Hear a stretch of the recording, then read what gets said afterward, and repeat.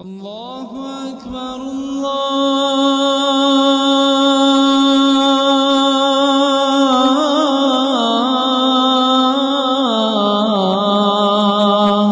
اس لیے کہ اللہ تعالیٰ اپنے نبیوں کو یہ موقع نہیں دیا ہے کہ اللہ تعالیٰ کبھی اپنے نبیوں سے نہیں کہا کہ نیک اعمال آپ کرنے کی ضرورت نہیں، اے عبادت اب کرنے کی ضرورت نہیں. اللہ نبیوں سے نہیں کہا اور تم ہو کہ مجھ سے کہتے ہو تم ابلیس ہو، تم شیطان ہو. یعنی یاد رکھنا، عبادت زندگی کے ہر دکھ میں، غم میں، تکلیف میں، پریشانی میں، اذا اصابتهم مصیبہ قالوا انا للہ وانا الیہ راجعون. زندگی کے ہر دکھ میں ایک مسلمان کا عقیدہ یہ ہوتا ہے، فکر یہ ہوتی ہے کہ اللہ کے سامنے مجھے حاضر ہونا ہے. روتے جا رہے ہیں. بیٹے عبداللہ مشہور صحابی رسول ہیں، یہ بھی بیٹے عبداللہ ان کے عبداللہ بن عمرو بن عاص کو بولتے ہیں. ان کے بیٹے آئے عبداللہ رضی اللہ تعالیٰ عنہ اور آگے ابو جناب کیوں رو رہے ہیں؟ کیا ہم اللہ کے نبی آپ کو اللہ کے نبی کی صحبت نہیں ملی؟ اب اللہ کے نبی کے صحابی نہیں ہیں؟ آپ غزوے نہیں کیے، آپ جنگیں نہیں کی پیارے نبی صلی اللہ علیہ وسلم کے ساتھ؟ کہا کہ ہاں بیٹے میں نے کی. کیوں رو رہے ہیں آپ اتنا اونچا مقام اور مرتبہ رکھنے والے صحابی ہیں، آپ روتے جا رہے ہیں؟ کہا کہ بیٹے دیکھو اللہ ہوتا ہے بھائی والا بولتے تو خوش ہو جاتے. کہو بھائی صحیح بات ہے، بالکل صحیح بات ہے. صحابی نے کہا یہ نیکیاں تو ہیں لیکن مجھے پرانا زمانہ یاد آ رہا ہے، اپنی پرانے زمانے. ونستعينه ونستغفره ونعوذ بالله من شرور أنفسنا ومن سيئات أعمالنا من يهده الله فلا مضل له ومن يضلل فلا هادي له وأشهد أن لا إله إلا الله وأشهد أن محمدا عبده ورسوله. يا أيها الذين آمنوا اتقوا الله حق تقاته ولا تموتن إلا وأنتم مسلمون. يا أيها الناس اعبدوا ربكم الذي خلقكم من نفس واحدة وخلق منها زوجها وبث منهما رجالا كثيرا ونساء واتقوا الله الذي تساءلون به والأرحام إن الله كان عليكم رقيبا. يا أيها الذين آمنوا اتقوا الله وقولوا قولا سديدا يصلح لكم أعمالكم ويغفر لكم ذنوبكم ومن يطع الله ورسوله فقد فاز فوزا عظيما. أما بعد فإن خير الحديث كتاب الله وخير الهدي هدي محمد صلى الله عليه وسلم وشر الأمور محدثاتها وكل محدثة بدعة وكل بدعة ضلالة وكل ضلالة في النار. أعوذ بالله من الشيطان الرجيم. بسم الله الرحمن الرحيم. وما تقدموا لأنفسكم من خير تجدوه عند الله هو خير وأعظم أجرا واستغفروا الله إن الله غفور رحيم. رب قسم کی حمد و ثنا، بڑائی، کبریائی، عزت، عظمت، طاقت اور قوت اللہ تعالیٰ کے لیے ہے. درود و سلام ہو تمام نبیوں پر، بالخصوص میرے اور آپ کے نبی احمد مجتبیٰ محمد مصطفیٰ صلی اللہ علیہ وسلم کی ذات گرامی پر. اللہم صلی وسلم وبارک علی نبینا محمد صلی اللہ علیہ وسلم. محترم حاضرین جمعہ، ابھی خطبہ مسنہ کے بعد آپ کے روبرو قرآن مجید کی ایک بڑی مشہور سورت ہے، سورۃ المزمل، سورہ نمبر 70 پر 2 کی آخری آیت کا آخری حصہ میں نے پڑھا. اللہ رب العالمین اس آخری آیت میں کئی نیکیوں کا، کئی عبادتوں کا ذکر کیا ہے، جیسے نماز تہجد کا ذکر ہے، جہاد کا ہے، تجارت کا ہے، اور فرض نمازوں کا ہے، فرض زکوٰۃ کا ہے، نفلی انفاق کا ہے. ان ساری نیکیوں کا ذکر کرنے کے بعد اللہ تعالیٰ نے کہا وَمَا تُقَدِّمُوا لِأَنفُسِكُم مِّن خَيْرٍ تَجِدُوهُ عِندَ اللَّهِ، کہ جو بھی نیکی انسان کرتا ہے گویا کہ وہ اپنے نفس کے لیے، اپنی جان کے لیے آگے بھیج رہا ہے، آنے والی زندگی کے لیے بھیج رہا ہے. تجدوہ عند اللہ، اور نیکیوں کو وہ بندہ اللہ کے پاس پائے گا، بہتر پائے گا اور اجر میں بہت بڑا پائے گا. استغفر اللہ، اللہ نے کہا کہ اللہ سے استغفار طلب کرو. ان اللہ غفور رحیم، بے شک اللہ تعالیٰ بخشنے والا اور رحم کرنے والا ہے. بھائیو، اس آیت میں بنیادی طور پہ کئی ایک باتیں بتائی گئی ہیں. ان میں سے 5 باتیں جو اس آیت سے ہمیں سیکھنے کو ملتی ہیں وہ میں بتانا چاہتا ہوں. پہلی بات اس آیت سے ہمیں یہ معلوم ہوا، یہ جو دنیا ہے، یہ دنیا یہ دار العمل ہے، یہ عمل کی جگہ ہے، عبادت کی جگہ ہے، نیکی کرنے کی جگہ ہے۔ یہاں پہ میں اور آپ جتنی نیکیاں کرنا چاہیں کر لیں، جتنی عبادتیں اللہ کی کر سکتے ہیں کر لینا چاہیے، اعمال صالحہ میں جتنے ہم آگے بڑھ سکتے ہیں آگے بڑھنا چاہیے، اس لیے کہ پہلے یہاں نیکیاں کرنا ہے، اس کے بعد اخروی زندگی میں جانا ہے۔ ایسا نہ ہو کہ وہاں جانے کے بعد تب ہم عمل کرنا چاہیں، تب نیکیاں کرنا چاہیں اور نیک بننا چاہیں، تو اللہ تعالیٰ نہ نیک بننے کا موقع وہاں دیتا ہے اور نہ ہی کسی کو اللہ تعالیٰ نیکی کرنے کے لیے دنیا میں روانہ کرتا ہے۔ سورہ سجدہ میں اللہ نے ایسے لوگوں کا نقشہ کھینچتے ہوئے کہا کہ لوگ جب جہنم کو دیکھیں گے، مجرم گنہگار بدکار لوگ جہنم کی سزاؤں کو دیکھیں گے تو اللہ تعالیٰ سے درخواست کریں گے، فرجعنا نعمل صالحا انا موقنون، کہیں گے پروردگارا ایک درخواست ہے ہماری، ایک گزارش ہے ہماری کہ اللہ دنیا میں ہمیں بھیج دے، فرجعنا لوٹا دے ہم کو۔ کیوں لوٹانا ہے، کیوں بھیجنا ہے ان کو؟ نعمل صالحا، نیک عمل ہم کرنا چاہتے ہیں، ہم نے جہنم کو دیکھ لیا ہے، اس کی سزائیں ہمیں معلوم ہو گئی ہیں، اے اللہ دنیا میں لوٹا دے، ہم جا کے نیک عمل کرنا چاہتے ہیں۔ بھائیو مرنے کے بعد تو چھوڑیے، مرنے کے بعد جب حساب کتاب ہوتا ہے، اللہ تمام دن لوگوں کو قبروں سے اٹھائے گا اور تمام انسانیت جب اللہ کے سامنے کھڑی ہوگی، تب بھی اگر بندہ اللہ تعالیٰ سے موقع مانگے، ایک دوبارہ زندگی مانگے، اللہ اسے زندگی نہیں دے گا، وہ تو بہت دور کی بات ہوگی۔ مرنے کے بعد سارے لوگوں کو قبروں سے اٹھایا جائے گا، پھر کھڑا، بہت دور کی بات ہے۔ ارے مرتے وقت بھی انسان اگر روح اس کی قبض ہو رہی ہے، فرشتے آ گئے اس کی روح کو لینے کے لیے، تب بھی وہ موقع مانگے نا، اللہ تب بھی موقع نہیں دیتا ہے، وہ تو موقع بہت دور ہوا، لیکن ابھی دنیا میں ہے ہی، ابھی سانسیں چل رہی ہے اس کی، ابھی زندگی باقی ہے، روح اس کے جسم ہی میں ہے، لیکن موت کے فرشتے ملک الموت اس کے سامنے آ کے کھڑے ہو گئے اور وہ دیکھ کے اب اللہ تعالیٰ سے مانگے، اللہ سے درخواست کرے اور اللہ رب العالمین سے دنیا مانگے یا نیک عمل کرنے کی طلب وہ رکھے، اللہ تب بھی موقع نہیں دیتا ہے۔ سورہ منافقون کی بڑی مشہور آیتیں ہیں، ربی لولا اخرتنی الی اجل قریب فاصدق واکن من الصالحین، موت آتے وقت یا موت آئے تب انسان کہے کہ اللہ تھوڑی مہلت مجھے دے دے تاکہ میں صدقہ کرنا چاہتا ہوں، نیکوکار بننا چاہتا ہوں۔ اللہ تعالیٰ کسی کو موقع نہیں دیتا ہے۔ تو معلوم یہ ہوا یہ دنیا دار العمل ہے، یہ عمل کی جگہ ہے، یہاں پہ عمل کر لینا چاہیے۔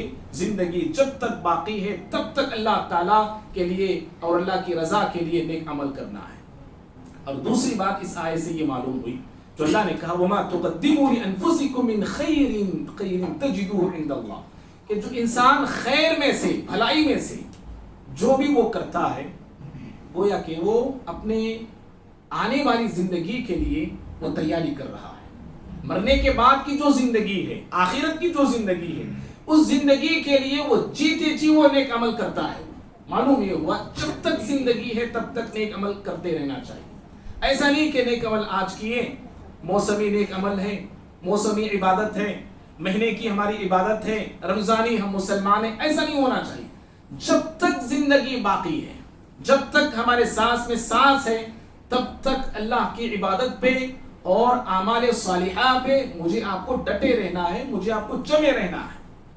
ایک لطیفہ یا قصہ یا کہانی بھی، اب اس کو جو بھی آپ نام دیں، کہا جاتا ہے کہ ابلیس جو ہے عبد القادر جیلانی رحمہ اللہ کے پاس آیا اور آ کے کہا کہ اللہ تعالیٰ آپ سے بہت خوش ہو گیا ہے، اللہ تعالیٰ آپ کے اعمال سے، آپ کی عبادت سے راضی ہو گیا ہے، اب آپ کو یہ موقع دیا جا رہا ہے کہ آج سے آپ کو عبادت کرنے کی کوئی ضرورت نہیں ہے، کوئی ضرورت نہیں ہے۔ تو عبد القادر جیلانی رحمہ اللہ نے کہا کہ تو آنے والا کوئی اللہ کا نیک بندہ یا فرشتہ نہیں بلکہ تو ابلیس ہے، تو شیطان ہے یہ تو، اس لیے کہ اللہ تعالیٰ اپنے نبیوں کو یہ موقع نہیں دیا ہے، کہ اللہ تعالیٰ کبھی اپنے نبیوں سے نہیں کہا کہ نیک اعمال آپ کرنے کی ضرورت نہیں، اے عبادت اب کرنے کی ضرورت نہیں، اللہ نبیوں سے نہیں کہا، اور تم ہو کہ مجھ سے کہتے ہو تم ابلیس ہو، تم شیطان ہو۔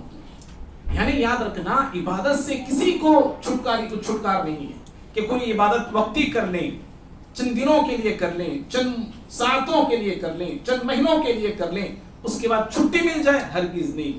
ارے اللہ رب العالمین نے پیارے نبی صلی اللہ علیہ وسلم کو یہ وحی کرتے ہوئے یہ حکم دیتے ہوئے اللہ نے کہا کہ پیغمبر جب تک آپ کے پاس موت کا فرشتہ نہ آ جائے تب تک آپ کو اللہ کی عبادت پہ جمع رہنا ہے. جب نبی سے آنے والی وحی یہ خطاب کرتی ہے تو میں اور آپ کیا حیثیت رکھتے ہیں بھائی؟ سورہ حجر کی آخری آیت ہے یہ 15ویں سورت کی، وَاعْبُدْ رَبَّكَ حَتَّى يَأْتِيَكَ الْيَقِينُ، کہ پیغمبر آپ کو آپ کے رب کی عبادت کرتے رہنا ہے. کب تک کرتے رہنا ہے؟ کہا یقین آنے تک. مفسرین یقین سے مراد یہاں پہ موت سے تفسیر کرتے ہیں کہ موت کے آنے تک آپ کو اللہ تعالیٰ کی عبادت کرتے رہنا ہے. تو معلوم یہ ہوا اللہ کی عبادت پہلے تو یہ دنیا دار العمل ہے، عمل کرنا ہے. دوسری بات یہ معلوم ہوئی کہ ہمارے اعمال ہماری عبادتیں مسلسل ہوتی رہنی ہے، ہمیشہ ہوتی رہنی ہے، کہ صرف رمضان کے لیے خاص نہیں، شوال کے لیے خاص نہیں، جمعہ کے لیے خاص نہیں، یا کسی وقت کے ساتھ خاص نہیں. ہمیشہ جب تک عبادت ہماری زندگی باقی عبادت پہ ہمیں قائم رہنا ہے. اور اللہ کو ایسے اعمال ہی پسند ہے. بخاری کی حدیث ہے، پیارے نبی فرماتے ہیں صلی اللہ علیہ وسلم احب الاعمال الی اللہ ادومها وان قل، اللہ کو وہ اعمال پسند ہیں جو ہمیشگی کے ساتھ کیے جاتے ہوں اگرچہ کہ وہ تھوڑے ہی کیوں نہ ہوں. معزز بھائیوں، تیسری بات اس آیت سے معلوم ہوئی وہ یہ ہے کہ جو بھی ہم نیکیاں کرتے ہیں، جو بھی بھلائی ہم کرتے ہیں، جو بھی اچھائی ہم کرتے ہیں، انفاق ہو، عبادت ہو، ریاضت ہو، بندگی ہو، جو بھی ہم اچھے اعمال کرتے ہیں، اللہ تعالیٰ کے پاس وہ ہماری ساری اچھائیاں، ساری وہ نیکیاں محفوظ ہیں، محفوظ ہیں، سیف ہیں وہ ساری نیکیاں. ایسا نہیں کہ ہم جو کر رہے ہیں سب ضائع ہو رہا ہے. بھئی آدھا گھنٹہ بیان، 40 منٹ بیان، سب بیکار دیکھو وقت ہمارا. 15-20 منٹ کی نماز، سب بیکار دیکھو وقت ہمارا. رمضان بھر روزے رکھتی، بھوکے رہتی، پیاسے رہتی، کتنا ہم یہ کر رہے بھئی پریشان. نہیں یاد رکھو، جو بھی عبادت ہم کرتے ہیں اللہ کی رضا کے لیے، اس کی خوشنودی کے لیے، وہ سارے اعمال، وہ ساری نیکیاں، وہ ساری عبادتیں محفوظ ہیں. اللہ نے کہا ان اللہ لا یضیع اجر المحسنین، اللہ کسی بھی نیکوکار کی نیکی کو ضائع نہیں کرتا ہے.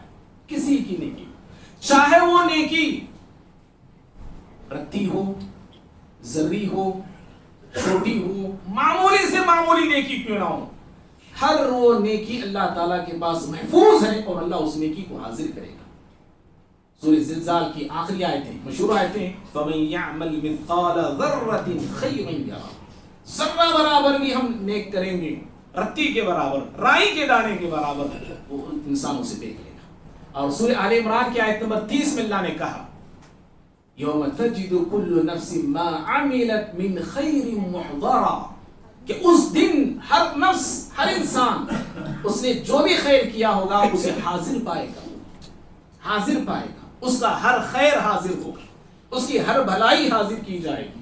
اور اللہ رب العالمین کے لیے ہم جو بھی اعمال کرتے ہیں، یاد رکھیے وہ سارے کے سارے سیف ہیں، محفوظ ہیں. آج ہماری جان محفوظ نہیں، ہمارے مال محفوظ نہیں، عزتیں محفوظ نہیں. اور جنہوں نے جو بھی دعویٰ کرتا ہے کہ ہم حفاظت کریں گے، ہم مسلمانوں کو امن دیں گے، ہم مسلمانوں کا بھلا کرنا چاہ رہے ہیں، سب ٹھوکوسلے ہیں.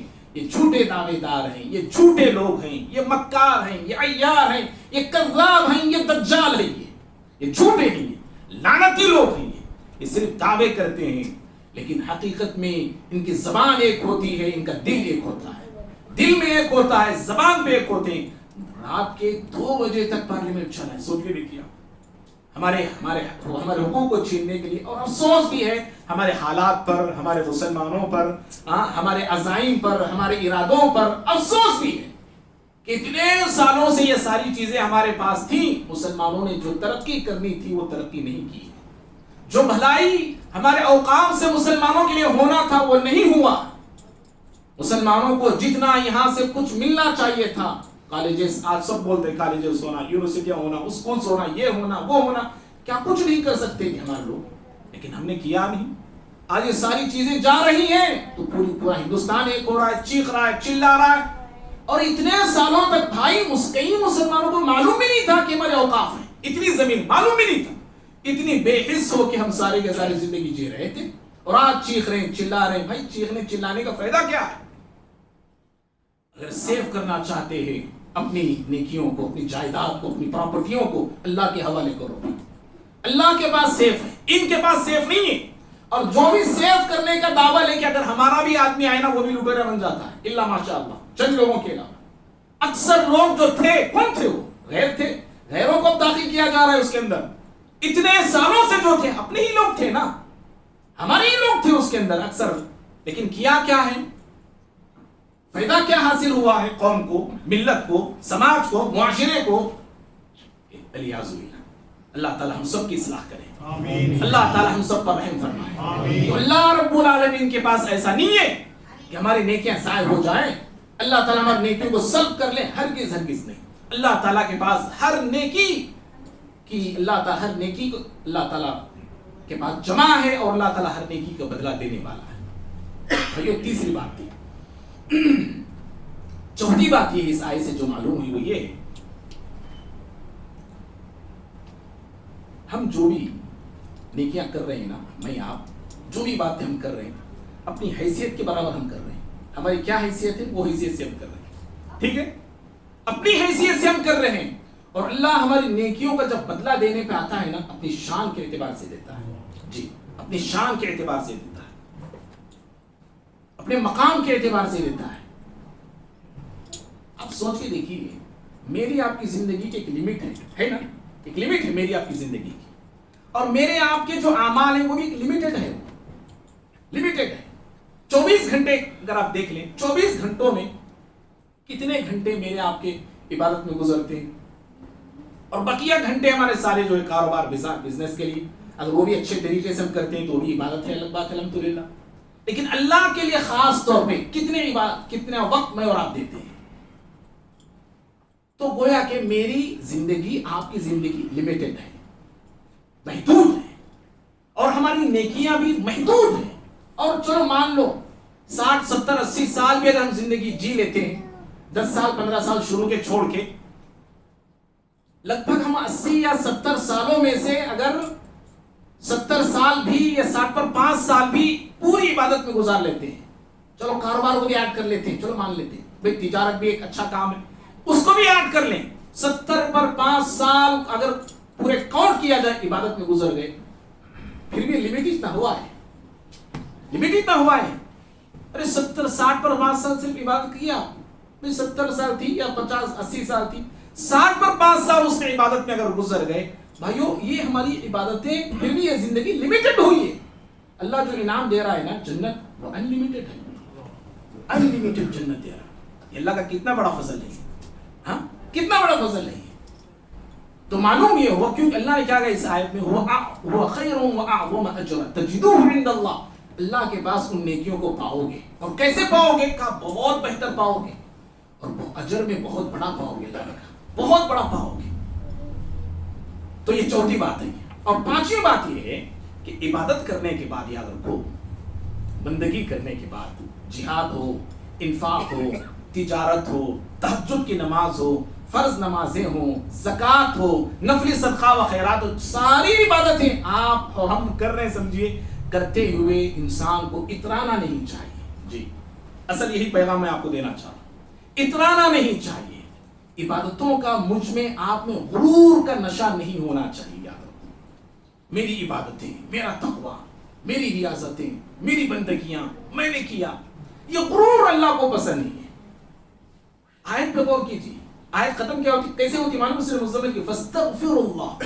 عبادتوں کا ذکر کرنے کے بعد اللہ نے کہا اللہ سے استغفار طلب کرو. عبادتوں کے ذکر کے بعد نمازوں کا، زکوٰۃ کا، جہاد کا، تجارت کا، نفلی صدقات کا، قرض حسنہ کا، ساری عبادات اور نیکیوں کے ذکر کے بعد اللہ نے کہا فاستغفر اللہ، اللہ سے استغفار طلب کرو، بخشش طلب کرو.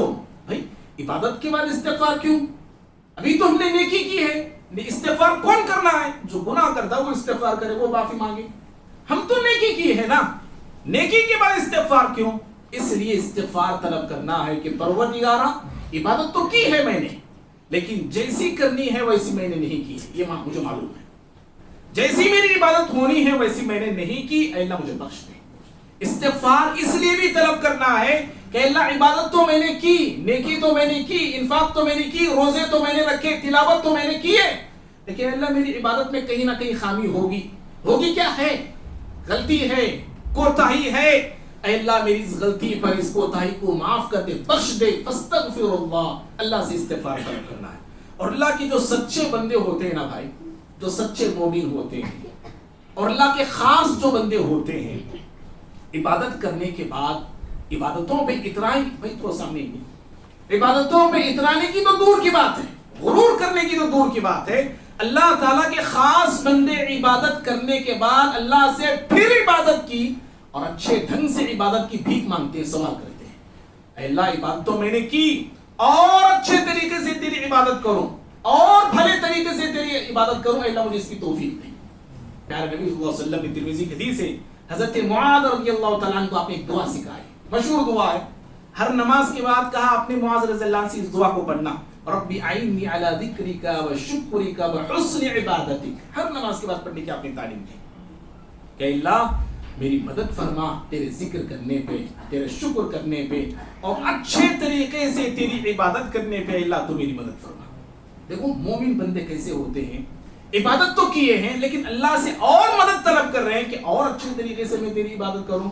اور بھائیو اور اگر ہم آگے بڑھتے ہیں نا، جو اللہ کے خاص بندے ہوتے ہیں جہاں اللہ سے وہ اچھے طریقے سے اچھے ڈھنگ سے عبادت کے لیے توفیق مانگتے ہیں، وہیں پر وہ عبادت کرنے کے بعد گھبراتے بھی ہیں، جی ڈرتے ہیں۔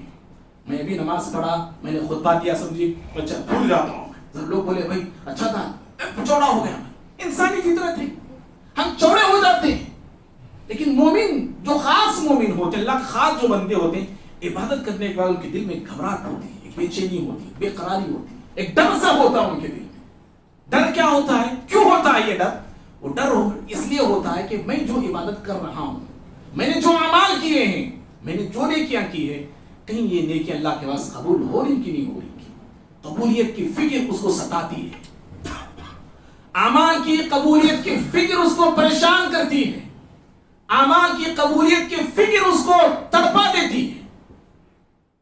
اللہ نے کہا سورہ مومنون میں، اس پر 3ویں سورت ہے، آیت نمبر 60 ہے، اور 60 سے پہلے کی بھی آیتیں اگر آپ کاؤنٹ کر لیتے ہیں، اللہ نے اہل ایمان کی صفات کو بیان کیا، کہا کہ اہل ایمان جو ایسے ہوتے ہیں، اللہ سے ڈرتے ہیں، یہ لوگ موحد ہوتے ہیں۔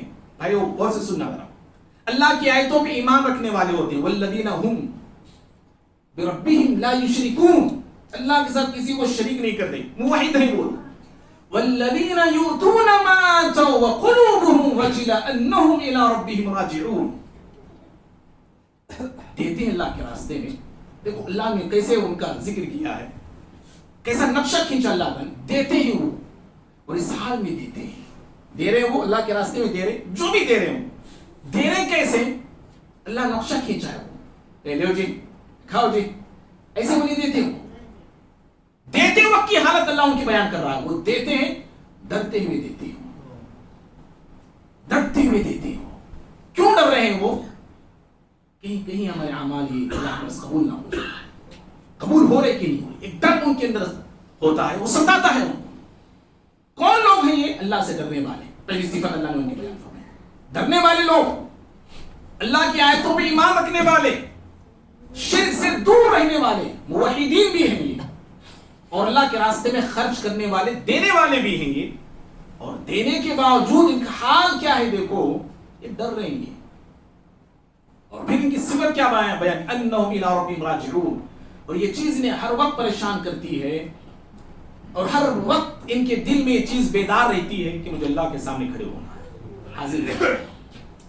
بھائیو ذرا اس آیت پہ رکتے ہیں، میں اور آپ اپنا جائزہ لیتے ہیں، ذرا دیکھیے یہ وہ بندے ہیں جو موحد ہیں، اور ہم کیسے موحد ہیں ذرا دیکھ لینا، اور یہ وہ بندے ہیں جو اللہ کے راستے میں دیتے ہیں اور نیکیاں کر کے ڈر رہے ہیں۔ یہ لوگ، میں اور آپ، معاف کرنا، ہمارے پاس نہ ہم وہ خود نیک ہیں، نہ وہ کوالٹی والی نیکی ہمارے پاس ہے، لیکن ہم سب جو ہے بے خوف زندگی جی رہے ہیں، بغیر کسی ڈر کے زندگی جی رہے ہیں۔ اور دوسرا تصور دیکھو ان کے اندر کیا موجود ہے، تصور ان کے اندر یہ ہے کہ اللہ رب العالمین کے ساتھ پاس ہمیں حاضر ہونا ہے، انہم الی ربہم راجعون، اپنے رب کے پاس ہمیں لوٹ کے جانا ہے۔ یہ تصور یاد رکھو بھائی، اس کو بولتے ہیں فکر آخرت، آخرت کا تصور، آخرت کی فکر۔ یہ فکر ہر مسلمان میں ہونی چاہیے، ہر وقت ہونی چاہیے۔ اور آج حال یہ ہے، ہم سب کیا کہتے ہیں جانتے ہیں؟ دیکھو اہل ایمان کی سوچ میں اور دیگر لوگوں کی سوچ میں فرق کیا ہے؟ دنیا ساری کہتی ہے ہم سب کو مرنا ہے، ہم بھی کہتے ہیں مرنا ہے۔ بھئی مرنا ہی نہیں ہے، ہر انسان کہتا ہے، کافر بھی کہتا ہے کہ مرنا ہے، لیکن مرنے ہی پر ان کی بات ختم ہو جاتی ہے۔ مرنے کے بعد کی زندگی کا تصور ان کے پاس نہیں ہوتا ہے۔ لیکن یہ وہ بندے ہیں جو ہر وقت کے تصور رکھتے ہیں کہ نہ کہ صرف ہمیں مرنا ہے بلکہ مرنے کے بعد اللہ کے سامنے حاضر ہونا ہے۔ یہ اصل تصور ہے، اور شریعت ہم کو یہی تصور دیتی ہے۔ زندگی کے ہر پل میں، زندگی کے ہر دکھ میں، غم میں، تکلیف میں، پریشانی میں، اذا اصابتهم مصیبہ قالوا انا للہ وانا الیہ راجعون، زندگی کے ہر دکھ میں ایک مسلمان کا عقیدہ یہ ہوتا ہے، فکر یہ ہوتی ہے کہ اللہ کے سامنے مجھے حاضر ہونا ہے، رب کے پاس مجھے لوٹ کے جانا ہے۔ یہ تصور کے ساتھ انسان کو جینا چاہیے، اور جس قدر یہ تصور، آخرت کا تصور ہمارے اندر زندہ اور تازہ رہتا ہے، اسی قدر ہمارے ایمان میں بھی اضافہ ہوتا ہے، ہمارے اعمال کی اصلاح ہوتی ہے، ہمارے بدن کی اصلاح ہوتی ہے، ہماری سوچ کی اصلاح ہوتی ہے۔ اور جس قدر یہ تصور ہمارا کمزور ہوتا ہے تصور کو، آخرت کے تصور کو لے کے، تو پھر یاد رکھو ہم بھی کمزور ہوتے جاتے ہیں، دین کے اعتبار سے، اعمال کے اعتبار سے، عبادت کے اعتبار سے۔ معزز بھائیوں، حضرت عائشہ رضی اللہ تعالیٰ عنہا نے اس آیت کی تفسیر پیغمبر نبی صلی اللہ علیہ وسلم سے پوچھی، جو ابھی سورۃ المؤمنون کی میں نے پڑھا آپ کے سامنے۔ حضرت عائشہ رضی اللہ تعالیٰ عنہا نے پوچھا اللہ کے نبی صلی اللہ علیہ وسلم، جو اس آیت میں اللہ نے بتایا ہے کہ اللہ سے ڈرنے والے لوگ خرچ کرنے کے بعد بھی وہ تصور رکھتے ہیں کہ اللہ کے پاس ہمیں حاضر ہونا ہے، کھڑے ہونا ہے، یہ کون لوگ ہیں؟ اس سے مراد کون ہے؟ اہم الذین یشربون الخمر، اس سے مراد کیا وہ لوگ ہیں جو شراب پیتے ہیں، یسرقون چوری کرتے ہیں، یزنون زنا کرتے ہیں، ایسے لوگوں کے تعلق سے اللہ بول رہا ہے کیا؟ نبی صلی اللہ علیہ وسلم نے کہا کہ نہیں، لا یمین الصدیق، آپ نے کہا کہ نہیں اے ابو بکر کی رضی اللہ عنہ کی بیٹی صدیق کی بیٹی نہیں، ایسا نہیں ہے۔ ان سے مراد وہ لوگ ہیں جو نماز پڑھتے ہیں، روزہ رکھتے ہیں، وہ تصدقون صدقہ کرتے ہیں، وہ یخافون وہم یخافون اور ڈرتے ہیں اللہ یقبل منہم کہ کہیں ہماری یہ نیکیاں اللہ کے پاس قبول ہو رہی کہ نہیں، قبولیت کو لے کے ڈرنے والے لوگ ہیں۔ دیکھو انسان گناہ کرتا ہے، گناہ کرنے کے بعد ڈرتا ہے، وہ الگ بات ہے، ڈرنا بھی چاہیے، اس کو ڈرنا بھی چاہیے، لیکن ایک مومن نیکی کرنے کے بعد، بھلائی کرنے کے بعد، اللہ کی عبادت کرنے کے بعد اگر وہ ڈرتا ہے تو یہ بہت بڑی بات ہے۔ اور حسن بصری رحمہ اللہ اس آیت کی تفسیر میں کہتے ہیں، امام طبری رحمہ اللہ کا قول نقل کرتے ہیں کہ اللہ کا تعالیٰ نے اس آیت میں جو بتایا ہے، وہ کہتے ہیں کہ ایک مومن جو بندہ ہوتا ہے، مومن کے اندر مومن عبادت کرتا ہے، بندگی کرتا ہے، اللہ تعالیٰ کی اطاعت کرتا ہے، اور جس اچھے طریقے سے وہ عبادت کر سکتا ہے وہ کرتا ہے، کرنے کے بعد وہ شفقتاً ڈرتا بھی ہے، وہ ڈرتا ہے، عبادت کر کے بھی ڈرتا ہے۔ وَإِنَّ الْمُؤْمِنَ، اور ایک منافق جو ہوتا ہے، مومن کا حال یہ ہے، منافق کا حال یہ ہوتا ہے کہ منافق جمع اساتن و امنن، برائیوں پہ برائیاں کرتے جاتا ہے، گناہ پہ گناہ کرتے جاتا ہے، نافرمانی پہ نافرمانی کرتے جاتا ہے، اور نافرمانی اور گناہ کرنے کے بعد منافق جو ہے بے خوف ہوتا ہے، نڈر ہو کے زندگی جیتا ہے۔ یہ منافق کا حال ہے۔ مومن کا حال کیا ہے؟ نیکی کر کے وہ ڈرتا ہے، اور منافق کا حال یہ ہوتا ہے کہ برائی کر کے وہ بے خوف ہو جاتا ہے۔ اور ہمارا حال بھی آج اکثر انسانوں کا یہی ہے کہ نیکی کر کے ڈرنے والے بہت کم ہیں، اور برائی کر کے بے خوف اور دلیر ہونے والے بہت زیادہ ہیں۔ اور معزز بھائیوں، آخری بات ہے یہ، امام ابن قیم رحمہ اللہ نے بڑی پیاری بات بتائی ہے، ان باتوں کو ذرا غور سے سنیے۔ امام ابن قیم رحمہ اللہ کہتے ہیں اللہ تعالیٰ جب کسی بھی مومن سے بھلائی کا ارادہ کرتا ہے، کسی مومن کے ساتھ بھلا کرنا چاہتا ہے، اللہ اسے کیا دیتا ہے، کیا کرتا ہے، اس کے ساتھ سلوک کا اللہ کا کیسا ہوتا ہے؟ اللہ تعالیٰ کسی مومن کے ساتھ بھلا کرنا چاہتا ہے تو اس کو دنیا کے خزانے، مال، دولت، سونا چاندی نہیں دیتا ہے۔ تمہارے بھلائی کا مطلب ہم یہی سمجھے ہیں، دنیا ملے تو اللہ میرے ساتھ بھلا کر رہا ہے، پیسے آ رہے ہیں، اللہ کا بڑا کرم ہے جی میرے اوپر، اللہ تعالیٰ مجھے دودھ دے رہا، دیکھو اٹھا کے کھلا رہا، دیکھو جیسے بنو اسرائیل کو کھلا اللہ مجھے بھی کھلانا دے. میرا آپ کا یہی تصور ہے. دنیا ملے تو بس. بھائیوں یاد رکھو بڑی پیاری بات ہے, سمجھ رہے ہیں, اس خطبے سے آپ لے کے جائیے اس بات کو. امام ابن قیم رحمہ اللہ کہتے ہیں اللہ جب کسی بندے کے ساتھ, کسی مومن کے ساتھ بھلا کرنا چاہتا ہے تو اللہ تعالیٰ اس کی نظر اس کی نیکیوں سے ہٹا دیتا ہے. جی, اس کی نظر کو اس کی نیکیوں سے ہٹا دیتا ہے. وہ اپنی نیکیاں گننے نہیں لگتا, وہ اپنی نیکیاں سنانے نہیں لگتا. جو میں اتنا بڑا نیکوکار جی, میں اتنا متقی ہوں, اتنا پرہیزگار ہوں, میں وہ اپنی نیکیاں سناتا نہیں ہوں, اپنی نیکیاں بتاتا نہیں ہوں. جی, آج حال یہ ہے نیکیاں کر رہے ہیں لوگ جو ہے پتہ نہیں بتاتے جا رہے ہیں, واٹس ایپ پہ ڈال رہا کوئی, فیس بک پہ ڈال رہا کوئی, ہر نیکی کو ڈالتے جا رہا ہے, ہر بھلائی کو واٹس ایپ پہ ڈالتے جا رہا ہے, فیس بک پہ ڈالتے جا رہا ہے. عمرے پہ گئے ہیں, عمرے سے فوٹو پہ فوٹو آ رہے ہیں, عمرے سے فوٹو پہ فوٹو آ رہے ہیں. کوئی حج پہ گیا ہے, ہر چیز کو فوٹو شیئر کر رہا ہے. ہر بھلائی کو آج انسان جو ہے شیئر کرنا چاہتا ہے. امام ابن قیم کہتے ہیں اللہ جب کسی بندے کے ساتھ بھلائی کرنا چاہتا ہے تو اس کی نظر اس کی نیکیوں سے ہٹا دیتا ہے. جی, وہ کیا کرتا ہے, اور اللہ اس کی نظر کو اس کی گناہوں کی طرف پھیر دیتا ہے. غور سے سننا, میں اور آپ اپنی زندگی کا ذرا جائزہ لے کے دیکھنا. اس کی نظر ہمیشہ اس کے گناہوں پہ ہوتی ہے, اس کی غلطیوں پہ ہوتی ہے, اس کی خامیوں پہ ہوتی ہے, اور اس کے ماتحت جو ہیں یعنی بیوی بچے ان کی غلطیوں پہ ہوتی ہے. ارے میرے ماتحت ہے نا, یہ میرے کنٹرول میں نہیں ہے, ان کی میں اصلاح کرنا, ان کی میں تربیت کرنا, خود کی ان کی, خود کی ان کی, ان کو بنانا خود بننا. اس کی نظر اس طرح ہوتی ہے. میری آپ کی نظر دوسروں کے گناہوں پہ ہے, اور میں بڑا 30 مارکا اپنے آپ کو سمجھ رہا ہوں, میں ان کی برائی بیان کر رہا ہوں, میں ان کو اچھی طرح جانتا ہوں, ان کو اچھی. بھائی خود کو جان لو نا, بس سے کافی ہے, خود کو پہچان لو, کافی ہے یہ. میں سب کو میں جان رہا ہوں, میں سب کو پڑھ رہا ہوں, میں سب کو پڑھو. اللہ اس کی ہم کو ذمہ داری بھی دیا نہیں. علیک البلاغ وعلینا الحساب, اللہ کہتا ہے پیغمبر آپ کی ذمہ داری کیا ہے, صرف پہنچانے کی ہے, پہنچا دو. حساب لینے کی آپ کی ذمہ داری نہیں, اللہ تعالی نبی سے کہا ہے حساب لینے کی ذمہ داری ہے پیغمبر آپ کی نہیں. علیک البلاغ وعلینا الحساب, حساب ہمارے اوپر ہے, ہم لینے والے حساب کتاب. تو ہمارا آج امت مسلمہ کا بہت بڑا مرض ہے, سمجھو بہت بڑے المیہ, کہنے والا بھی سننے والے, ہم سب کا مرض ہے یہ. میں بھی, آپ بھی, ہم سب اس مرض میں مبتلا ہیں کہ مجھے صرف دوسروں کی برائی نظر آتی ہے.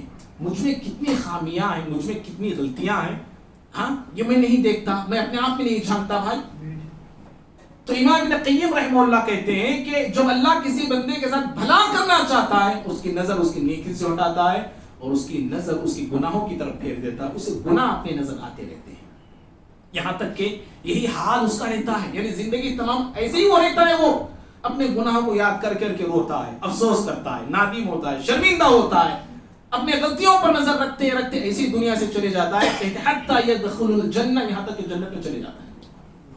حضرت عمر بن عاص کا قصے کی طرف اشارہ کر کے میں بات ختم کرتا ہوں. عمر بن عاص کو جانتے ہیں, صحابی رسول ہیں صلی اللہ علیہ وسلم, فاتح مصر نہیں ہے, مصر کو جنہوں نے فتح کیا ہے, کئی جنگوں میں شریک رہے, کئی غزوات میں شریک رہے, بڑے بڑے کارنامے ان کے وہ کارنامے انجام دیے. گزشتہ رمضان ہم نے ایک رات انہی کے اوپر, ایک پوری رات ہم نے ایک درس دی تھی. حضرت عمر بن عاص رضی اللہ تعالیٰ عنہ, عمر بن عاص رضی اللہ تعالیٰ عنہ مرض الموت میں, زندگی کا آخری وقت ہے, آپ کا آخری وقت ہے, روتے جا رہے ہیں. بیٹے عبداللہ مشہور صحابی رسول ہیں, یہ بھی بیٹے عبداللہ, ان کے عبداللہ بن عمر بن عاص کو بولتے ہیں. ان کے بیٹے آئے عبداللہ رضی اللہ تعالیٰ عنہ, اور آگے ابو جان کیوں رو رہے ہیں, کیا اللہ کے نبی, آپ کو اللہ کے نبی کی صحبت نہیں ملی, اب اللہ کے نبی کے صحابی نہیں ہیں, آپ غزوے نہیں کیے, آپ جنگیں نہیں کی پیارے نبی صلی اللہ علیہ وسلم کے ساتھ. کہا کہ ہاں بیٹے میں نے کی. کیوں رو رہے ہیں آپ اتنا اونچا مقام اور مرتبہ رکھنے والے صحابی ہیں, آپ روتے جا رہے ہیں. کہا کہ بیٹے دیکھو اللہ ہوتا ہے بھائی, اور آپ ہوتے تو خوش ہو جاتے. کہو بھائی صحیح بات ہے, بالکل صحیح بات ہے. صحابی نے کہا یہ نیکیاں تو ہیں, لیکن مجھے پرانا زمانہ یاد آ رہا ہے, اپنے پرانے زمانے کو, اپنے پرانے گناہوں کو یاد کر کے رو رہے ہیں. صحابی مصر کو فتح کرنے والے, پیارے نبی صلی اللہ علیہ وسلم کے ساتھ رہنے والے, پرانے اپنے گناہوں کو یاد کر کے روتے جا رہے ہیں. کہا کہ مجھے کیا بات ہے, کہا کہ پہلے ایک ایسا دور میں مجھ پہ گزرا ہے, ایک ایسا زمانہ مجھ پہ گزرا ہے کہ میں پیارے نبی کا سخت دشمن تھا.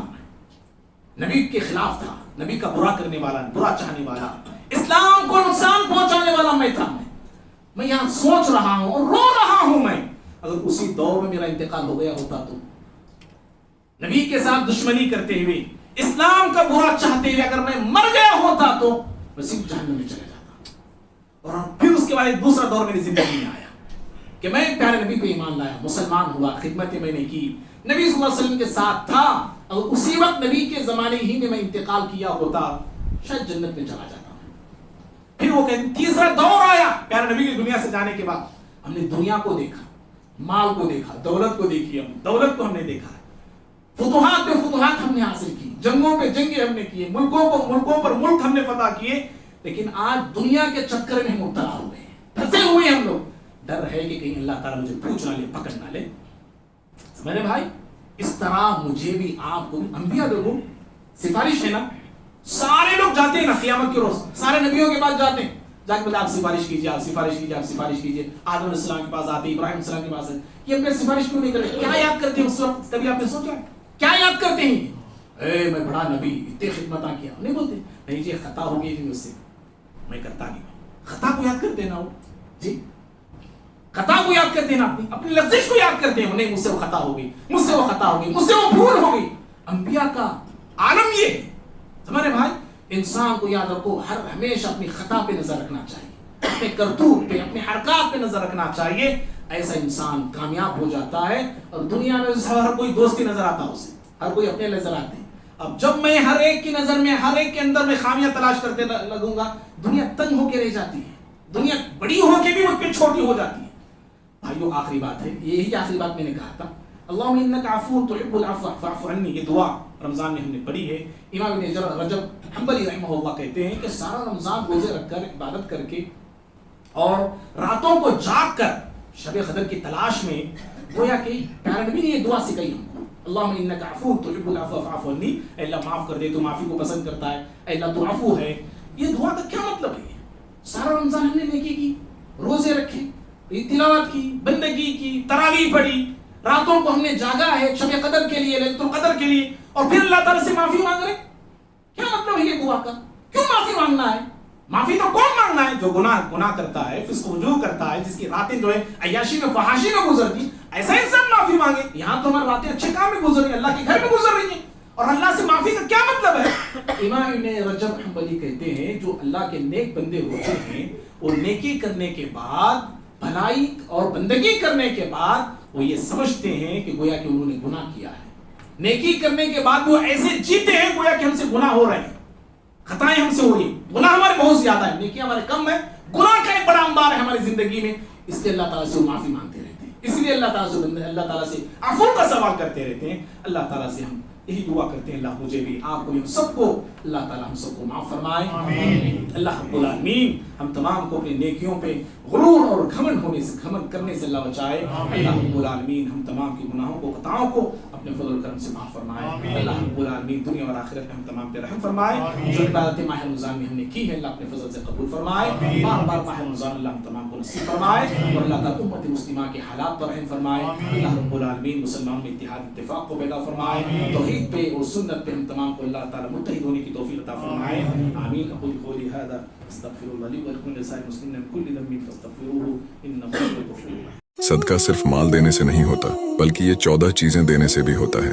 1 کسی کو مسکراہٹ دینے سے، 2 بچوں کو اچھی تربیت دینے سے، 3 کسی کو دعا دینے سے، 4 کسی کو اچھا مشورہ دینے سے، 5 کسی کی مدد کرنے سے، 6 مصیبت میں حوصلہ دینے سے، 7 برائی سے روکنے سے، 8 راستے سے تکلیف دہ چیز ہٹانے سے، 9 خوشی میں شامل ہونے سے، 10 عزت دینے سے، 11 بھٹکے ہوئے کو راستہ دکھانے سے، 12 نرمی سے بات کرنے سے، 13 معاف کر دینے سے، کسی اچھی بات کو شیئر کرنا بھی صدقہ ہوتا ہے۔ اور سورہ بقر کی آیت نمبر 262 میں اللہ پاک کہتے ہیں کہ جو لوگ اپنے مال اور دولت کو اللہ کی راہ میں خرچ کرنے کے احسان نہیں بتاتے ہیں، ان کے لیے اللہ پاک کے نزدیک بہت بڑا ثواب ہے، اور کل قیامت کے دن ان لوگوں پر کوئی خوف نہیں ہوگا اور نہ ہی وہ لوگ پریشان ہوں گے۔